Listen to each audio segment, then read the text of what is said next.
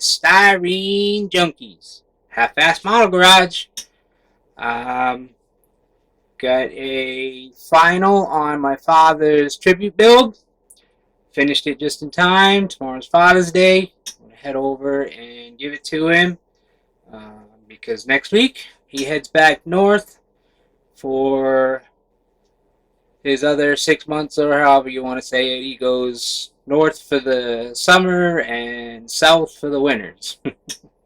So anyways, besides the finish on that, I have an unexpected shop card and gift, and I'm going to reveal that. And I got a little stash hat. So we'll start with the shop card.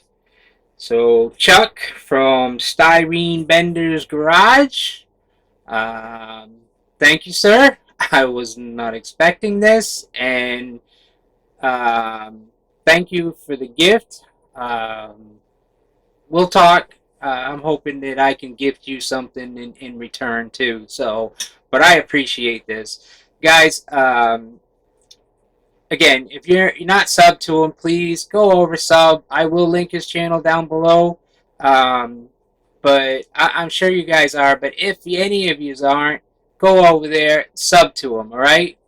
Awesome guy, awesome channel, awesome content. So what did he send me?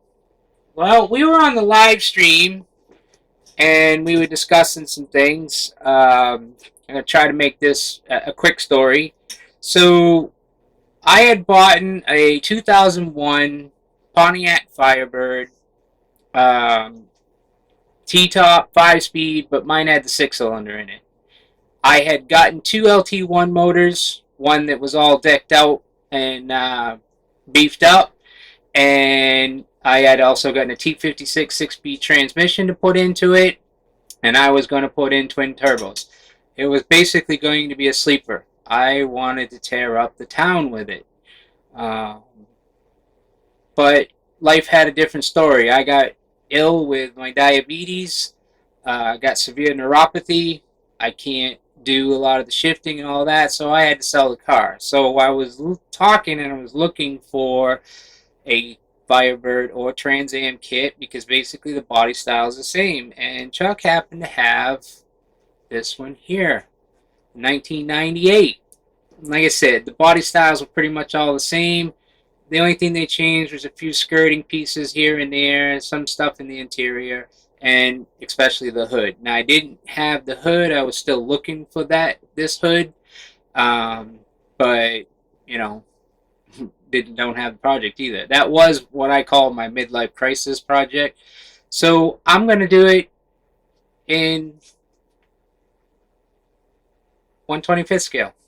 I figured that's what it was, but I wanted to double check. I didn't want to be wrong. The car was going to be basically a burnt orange. I was going to do Lambo doors, and the motor was going to basically be a chrome powder coated candy blue purple. I don't know if I think we called it Urple or whatever, but I don't remember. But anyways, I'm going to try and replicate that in this, and we're going to see what happens. And again, Chuck, thank you. And on the live stream, we'll talk. We'll figure out something in return. I'm sure you're going to tell me don't worry about it, but hey, that's what we're here for. So, without further ado, the final on the father's tribute build. Hold on a second. Let me reposition the camera. And all right, guys, here she is. So, quick story about this. I wanted to do something for my father in appreciation for all the help that he gave me to get through my life problem. Okay, I won't get into it. I was picking his brain, trying to find out if he had a favorite car. I was really trying to find something that he might have had in his teenage years, going to school. You know, I mean, how everybody was back in the early 60s, late 60s, I think I would be saying, because I was born in 68. he don't remember anything, and he really didn't have anything. But when him and my mom got together, two cars that he did have that he remembered right off the top was a 1960 Ford Thunderbird convertible, but I could not find that year or that kit, and this 1960 Ford Starliner. So this car is a pretty close to exact replica of what he had, same exact color. I originally had started with a MCW's Orchid Gray with the first kit that I was using, which is the body's up there, and the second kit that I bought because the body and the paint gave me nothing but hell. So I ran out of that paint, and I ended up buying Orchid Orchid Gray in splash paint, and I'm not sure if it's actually called Orchid Gray because now this one they're saying was on a GM color back then. I don't remember GM doing the same color. I've looked at a bunch of stuff, but anyways, so this is an Orchid Gray body on interior color, just like his. The stitching in the seats was just a hair different. It had kind of a bluish metallic-y look to it, which I couldn't really replicate. I just did panel lining to make it stand out, to make it look like the stitching was different. Um, but everything else is exactly what he did. This was the first time doing bare metal foils. It was quite challenging, being my first. I think everything kind of came out good. There are a lot of flaws. This is not my, but this is only my third build since I got back into modeling. And, I think it came out okay-ish. But I know where I need to improve, and eventually, the more you build, you get your techniques, you feel yourself out. Just picking up the airbrush, so I'm trying to teach myself airbrushing. Everything has basically been a learning curve. Throw myself right in and do, and I'm also doing a lot of other stuff. So, but like I said, as a tribute build and to what I think he'll like it. I'll put it that way. I have videos of all the other stuff, the interior and everything I did. Um, you know, the um, like I said, everything's basically color, body on color, and I did embossing powder black because he did say that he had black. Now I don't know if the back deck was actually black like that, but I was going to keep asking questions because as it is, he knows he's getting something on this line. He just doesn't know what it was because I did ask a bunch of other cars too. So the motor and stuff did exactly what was on online. Just wired it. A little bit of detailing in there. Not much.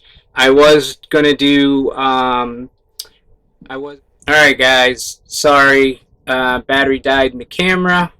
Wasn't expecting that. I don't know where they left off, but anyways, I believe I was talking about the details of the engine. Didn't really do much. Was supposed to do battery wires and stuff, but I lost my 3D printed posts, so that didn't get done. I did do the fuel line all the way to the tank with the fuel filter. As you can see, hopefully, maybe right down there. But everything else is box stock. So this is like the second, third time I've had to do this video. I've screwed something up each time. So I don't know really what to say now. But I'm hoping he appreciates it. I'm sure he will. And so I'll be giving it to him tomorrow, Father's Day. So I don't remember if I had gotten the stash ads in here. I did went to my local Ollie's I picked up the Cadillac. They had this in there. I don't really know what I'm going to do with it, but you know, 12 bucks, buy it. We'll do something with it. That really wasn't what I was looking for. What I've been looking for is this one. I've gotten almost all of them that they put out, but I was looking for this Pinto. Um, I want to Pro Street it. I want to put in the biggest motor I can 3D print, and there might not even be any hood left because I want it that ridiculous. Um, kind of like a Hot Wheels build in a sense. So that's what my plans are for this. Um, it'll be in a future build. I don't know exactly when. I don't know exactly what build I'll be doing next. Uh, I have a couple of things in the lineup or whatever, but I'm also still working on the diorama guys. I'll give you a quick sneak peek at the layout there. So that's the outside, and I can tell you right now, it's bigger than I was expecting. It is 1/24 scale for a shop. You know, it's not a house garage, it's a shop garage. Um, and the stuff that I'm putting in it's going to kind of fill it up. So, but I was still hoping to have a parking lot, and I don't have any room for a parking lot. You know, the front still has a gazebo style that's being built on for where the customers come up to come in and talk to the office to get their vehicle serviced. You know, like I said, it's for the dioramas, for pictures. So, but as I'm going along, I will put that in the videos to keep you guys posted. I'm not going to actually do um, a video, you know, strictly on the 3D build. We're just throwing it in as extra feed. So with that, guys, this has been a nightmare doing this video. I apologize if this doesn't come out as good as it is supposed to. Again, big shout out to Chuck at Styrene Bender's Garage. A big thank you. If you can not sub to him, please, guys, go and sub to him. All right. With that, guys, I will see you later.